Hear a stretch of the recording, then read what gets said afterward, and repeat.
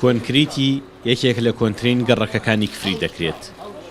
شارەوانی لە ڕێگای ئەو بڕۆپارەیەی کە قوبات تاڵەبانی بۆی تەرخان کردووە کارەکە جێبەجێ دەکات.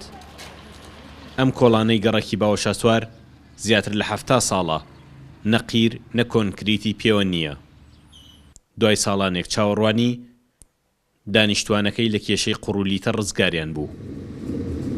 لە سەردەستی جێگری حکوومەتی هەرێمی کورسان ئەم پرۆژە دیارە بودجەکەی بۆ سەرفکریا لە سەردەستی ئەم کۆمەڵە پیاوە پرۆژەکەەوە تا ئیساکی حالیەن لە جێبەجێکردنای و ئەم ڕۆژ تەواو بێت بەڕاستی لە 100% ئێمە لە نەهامەتی لە چڵکاو لە کۆمەڵشتی ناخۆش بۆ خۆمان و مناڵەکانمان نەجاتەدات. وەڵڵاهی لەم سەبە زۆر استفادەکەین. من زمسان یەک پارچە قوڕە و ئاوە مەجاری نییە خۆی یەک پارچە قوڕە. وەڵڵاهی ئەمە بە بێژم پێت 20 ساڵ ئێمە داوای ئەمە ئەکەن بیکەن بۆمان نەیان کرد. زۆر مەمنونین ئەمەیان بۆمان کرد نەجاتمانیاندا لە پڕقوڕاوە. لێرەش 230 متر ئاوەڕۆ بۆ شوێنی کاسبکارانی سەوزەفرۆشی ناو کفری جێبەجێ دەکرێت. ئەم پرۆژەیەش هەر لەو بودجەیەیە کە جێگری سەرۆکی حکوومەت بە شارەوانی کفری داوە. تەواوکردنی ئەم کارانە گرفتێکی گەورەی ڕۆژانەی خەڵک چارەسەر دەکات.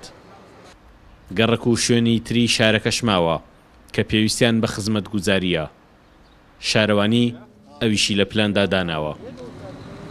لە کاتی سەردانی جەنابی کاقوبات بۆ شاری کفری ئێمە چەند شوێنێکمان هەبوو بەداخەوە تا ئێستا خزمەت گوزاری پێ نەگەیشت بووکو ئاوەڕۆ و کۆنکریتکردنی کۆڵان و ئەوانە سەرڕای بەگەڕخستنەوەی چەند پرۆژەیەک ئەو داواکاریانەی ئێمەشی داواکاریەکانمان پێشکەشیان کرد ڕەزامەند بوو لەسەر بودجەی تایبەتی خۆی دیارە بە خۆشحاڵیوە ئێستا کەوتۆتە بواری جێبەجێکردنەوە.